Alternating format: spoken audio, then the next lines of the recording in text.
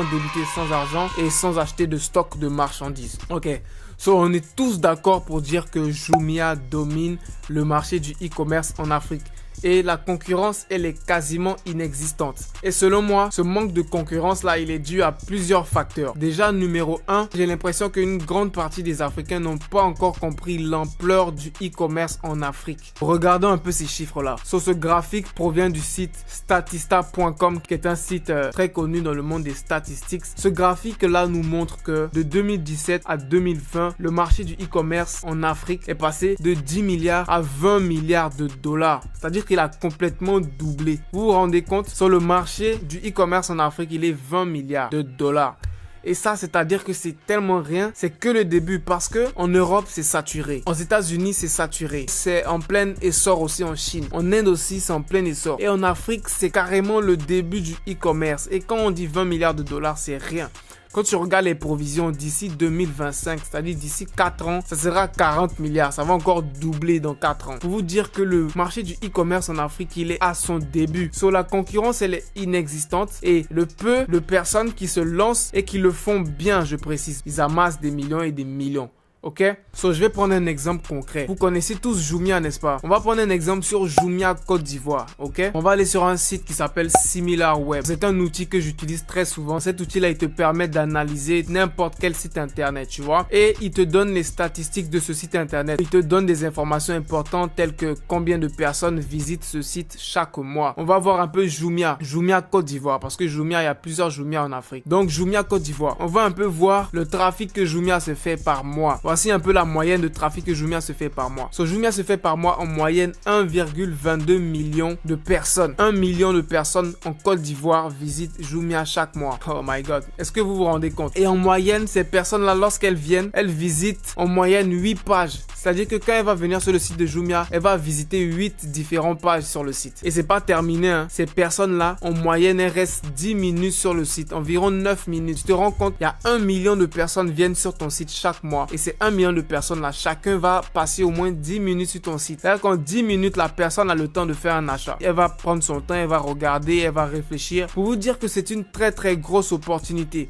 Ceci, c'est 1 million de personnes là. Si seulement, disons seulement 100 000 achètent quelque chose et que ces 100 000 là, chacun dépense $1, mon frère. Chaque mois, tu as 100 000 $ de chiffre d'affaires. Et c'est juste un exemple. Hein. Jumia fait sûrement plus que 100 000 $ par mois. Ça, c'était juste en Côte d'Ivoire. Hein. Ça, c'était juste en Côte d'Ivoire. Ensuite, je ne sais pas si vous saviez ça aussi. Jumia a été la première start-up africaine à rentrer à la bourse de New York avec des compagnies américaines. Tu te rends compte? C'était la première start-up africaine à rentrer là-bas. Et quand on dit start-up africaine, c'est un peu un paradoxe parce que Jumia a été créé par des Allemands et les CEO de Jumia, ce sont des Français. L'équipe de développement de Jumia, ils sont au Portugal. Donc, on appelle ça une société africaine. Mais bon, on sait tous que bon, c'est des origines un peu européennes. So, si vous voulez plus d'informations détaillées un peu sur l'histoire de Jumia tout, je vous mettrai dans la description 2 très belles vidéos que vous pourrez regarder et vous informer beaucoup aussi sur l'histoire de Jumia. Deuxième raison de pourquoi il y a un très gros manque de concurrence dans le e-commerce en Afrique, c'est parce que les gens ne savent pas comment s'y prendre. Ils ne savent pas comment aborder cette opportunité. Ils ne savent pas faire. Ça, c'est un très gros problème. Et un problème aussi, c'est que la plupart de ceux qui vont s'y prendre, ils vont s'y prendre mal et ils vont ensuite échouer. Et en échouant, ils vont ensuite après décourager les autres qui veulent se lancer en leur disant le e-commerce, laisse ça, c'est compliqué, ça marche pas. Tu vois, alors qu'ils n'ont juste pas réussi, ils n'ont juste pas fait ça de la bonne manière. Je dis ça très souvent, dans la vie, ce n'est pas parce que toi tu n'as pas réussi quelque chose que moi je ne vais pas réussir forcément. C'est un conseil que je peux vous donner les gars. Si vous voulez entreprendre dans un domaine, renseignez-vous chez des personnes qui ont réussi, des personnes qui s'y connaissent. N'allez pas demander à des personnes qui n'ont jamais rien fait dans ce domaine. Ces personnes vont venir vous décourager alors qu'elles-mêmes elles n'ont jamais rien fait. Elles savent pas s'y prendre, tu vois. So, ça aussi c'est un très très gros problème. Ok. Le plus souvent quand tu parles de e-commerce en Afrique, quand tu veux débuter, ils seront les premiers à te décourager.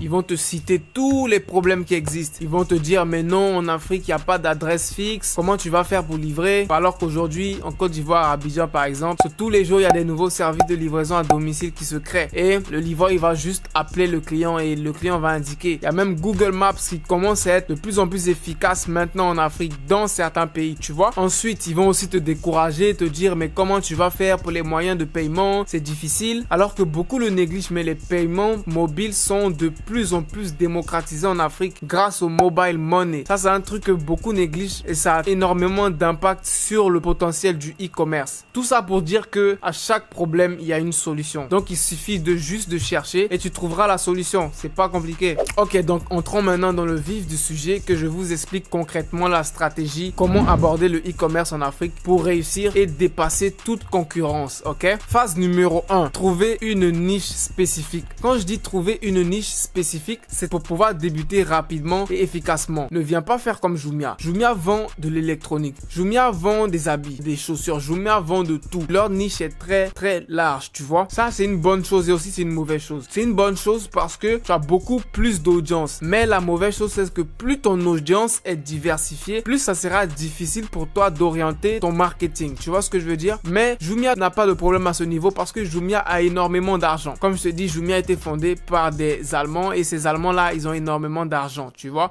Donc, pour le marketing, c'est pas un souci pour eux. Ils peuvent dépenser assez d'argent pour le marketing. Mais toi qui viens de débuter, le conseil que je peux te donner, c'est que tu dois trouver une niche spécifique. Soit tu vends des habits de femmes, des habits d'hommes, des chaussures de femmes, des chaussures d'hommes, ou tu vends des produits de beauté. Tu as une niche spécifique quand tu débutes. Et ensuite, plus tu vas faire de chiffre d'affaires, plus tu vas faire de bénéfices. Ça sera ensuite à ta décision de savoir si tu veux agrandir ton audience. Tu peux rajouter plus de produits complémentaires. Mais dès le départ, essaie d'avoir une niche spécifique. Ça va t'aider à débuter plus facilement et tu pourras bien facilement dès le début cibler tes clients potentiels. So, les niches les plus populaires en ce moment en Afrique, c'est l'habillement, les habits, les chaussures, l'électronique, les téléphones, tout ça, les appareils électroniques. Il y a aussi les appareils électroménagers, les frigos, les congélateurs, les télévisions. Il y a aussi la nourriture. Ça aussi, c'est une très grosse niche émergente en ce moment en Afrique. Étape numéro 2, mettre en place une infrastructure solide qui va durer dans le temps. Et pour le faire, ça commence déjà par un site internet. Et le site internet, il faut bien le faire. Faut pas venir faire un site internet qui est vilain, qui n'est pas beau à voir. Ça ne marchera pas. Ça sera une perte de temps pour toi. Je l'ai expliqué dans ma vidéo comment débuter un business sans argent. Comment tu peux te faire un très beau site internet grâce à WordPress et grâce à des thèmes qui existent déjà. Des banques de thèmes de sites internet où tu vas juste et tu télécharges des thèmes de sites. Tu les modifies, tu rajoutes tes images et tu as un très beau site. Et ça coûte pas grand chose, ok? So, tu peux le faire avec WordPress. J'essaierai de faire une vidéo détaillée pour comment créer son site de e-commerce en Afrique avec WordPress et avec un très beau thème qui tient la route pour faire la différence sur le marché. Ensuite, pour avoir une infrastructure solide, les photos des produits, c'est un truc très important parce que de nos jours, les gens, ils achètent avec les yeux. Tu vois? Dans la vraie vie, tu achètes avec le toucher. Parce que quand tu vas aller au magasin, tu vas toucher, tu vas avoir à essayer, tu vas voir un peu la qualité. Mais en ligne, tu ne peux pas toucher, tu ne peux pas essayer. Donc, ton seul sens que tu as quand tu achètes en ligne, ce sont les yeux. Du coup, ce seul sens-là, il doit être optimisé au maximum. Sur les photos de tes produits, elles doivent être magnifiques. Il ne doit pas avoir d'erreur. Il ne doit pas avoir de petites taches. Il ne faut pas que ce soit vilain. Mais s'il vous plaît, faites de très belles photos. Parce que souvent sur des sites, quand tu vois les photos, mais tu te demandes, mais toi-même qui as créé le site, si tu vois ça, est-ce que tu vas acheter? Prends-nous au sérieux, gars, tu vois. Les photos, c'est très important. C'est le truc le plus important sur ton site. Comment tu présentes ton produit, c'est très important. Et sur ton site internet, tu pourras ajouter toutes sortes de moyens de paiement. Paiement à la livraison, paiement par carte, paiement par mobile money. Tu pourras ajouter tous ces moyens de paiement. Et je montrerai tout ça dans ma vidéo du comment créer un site internet pour vendre en ligne en Afrique. Je montrerai tout ça dans cette vidéo. So, reste branché pour ne pas rater cette vidéo-là. Ensuite, ton infrastructure solide, tu auras besoin de livraison. Tu pourras travailler avec des petites sociétés qui offrent des services de livraison à domicile. Je sais très bien qu'à Abidjan, il y a beaucoup de ces sociétés qui se créent tous les jours et la plupart, ils proposent la livraison à 1000 francs ou 1500 dans la ville d'Abidjan, tu vois. Je ne sais pas pour les autres pays d'Afrique, mais je pense bien, j'espère que ces services existent aussi là-bas parce que ça facilite beaucoup. Tu as ton produit, tu as le service de livraison, tu lui payes 1000 francs, il te livre ton produit et tu peux même sur ton site mettre livraison gratuite et tu pourras inclure dans le prix du produit déjà la livraison de 1000 francs. Et ça, c'est une astuce pour faire plus de ventes. La livraison gratuite, tout le monde aime quand la livraison est gratuite. Donc, tu peux utiliser cette astuce pour faire plus de ventes, tu vois. So, le pilier le plus important de ton infrastructure, c'est le marketing, c'est la communication. Comment tu vas communiquer ton produit? Et crois-moi, quand je dis communication, je dis marketing. Pense pas que c'est énormément d'argent. Non, 0 francs. Tu as Facebook, tu as Instagram, tu as TikTok. Concentre-toi sur ces trois-là. Facebook, Instagram et TikTok, mon frère. Tu vas faire énormément d'argent. Si tu maîtrises comment utiliser Facebook, Instagram et TikTok, tu vas faire énormément d'argent sans dépenser dépenser un sou dans le marketing. Peut-être avec Facebook, tu dépenseras pour avoir des pubs sponsorisées. Facebook, Instagram, mais TikTok, mon gars, tu auras du trafic, c'est-à-dire tu auras du trafic même gratuit comme ça. Facilement, tu auras du trafic gratuit avec TikTok. J'essaierai aussi de faire des vidéos pour vous expliquer un peu le marketing avec TikTok. C'est un truc qui est exceptionnel pour faire des ventes en ligne. Croyez-moi, c'est un truc, c'est exceptionnel. Aussi, une très grande partie de ton marketing, ça sera les partenariats avec les influenceurs, les youtubeurs et tout. Parce que c'est très connu, les gens ont facilement tendance à acheter lorsqu'ils voient que une personne qu'ils affectionnent, une personne en qui ils ont confiance utilise le produit. Ils vont acheter ça plus facilement. S'ils voient que tel influenceur qu'ils suivent beaucoup utilise tel produit et que le produit il est bien présenté, il est bien marketé, ils vont acheter ça plus facilement. Et le marketing avec les influenceurs, c'est un truc, c'est parfait. Mais évidemment, c'est un truc qui requiert du budget. Mais pas énormément de budget parce qu'il y a tout type d'influenceurs. Il y a des influenceurs qui sont très chers, des influenceurs qui sont moyens, des petits influenceurs. So, tu peux débuter à toutes les échelles avec le marketing avec les influenceurs. Ça aussi, j'essaierai de faire une vidéo pour vous expliquer un peu le marketing avec les influenceurs. Décidément, il y a beaucoup de vidéos que je vais vous faire. So, n'hésitez pas à vous abonner parce que franchement, c'est du contenu de qualité. Donc, tu n'as pas envie de rater ça. Abonne-toi tout de suite. Ok, bonus pour la fin. Comment débuter dans le e-commerce en ligne en Afrique sans argent, sans acheter de stock de marchandises? So, ce que tu vas faire, c'est que tu vas te servir d'une infrastructure qui existe déjà et tu vas en profiter pour créer ton business et te faire de l'argent. Et qu'est-ce que j'entends par ça? Prenons un exemple simple. Disons que tu veux vendre des habits de femmes. C'est ta niche, les habits de femmes. So, ce que tu vas faire, c'est que tu vas sortir. Disons que tu es en Côte d'Ivoire, tu es à Abidjan. Tu vas aller à Djamé, tu vas aller dans les marchés. Tu vas chercher des vendeurs qui vendent des habits de femmes et tu vas trouver un fournisseur qui a des habits qui te plaisent. Des habits que tu penses qui vont plaire à ton audience cible. Et ce que tu vas faire, c'est que ce vendeur-là, il va te servir de fournisseur. Ce sera ton fournisseur. Et tu vas tout faire pour trouver le vendeur qui a les prix les plus alléchants pour toi en fonction de à combien tu vas revendre l'article. So, comment ça va se passer? Lorsque tu auras ton fournisseur, tu vas ensuite poster les articles qui te plaisent chez ce vendeur-là. Tu vas les poster sur ton site internet que tu auras très bien créé, comme je vais te le montrer dans ma vidéo. Et tu vas bien faire attention de poster des très belles photos comme je te l'ai dit. Et ensuite, tu vas créer ton infrastructure de livraison avec les services de livraison comme je t'ai expliqué tout à l'heure. Et lorsque ton infrastructure sera prête, tu vas lancer ton site. Et qu'est-ce qui va se passer? Tu n'auras pas de stock de départ. C'est-à-dire que c'est lorsque tu vas recevoir des commandes que tu vas ensuite aller acheter les habits et les livrer chez les clients.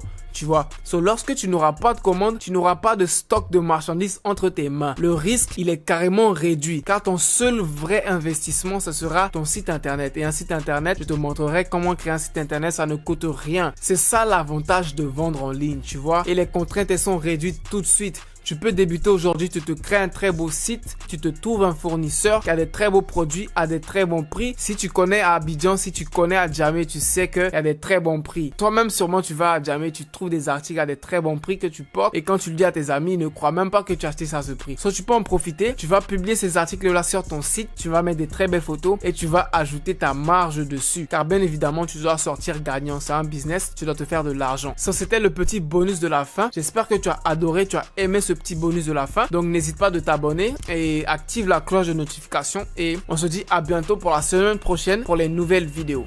Allez, peace out.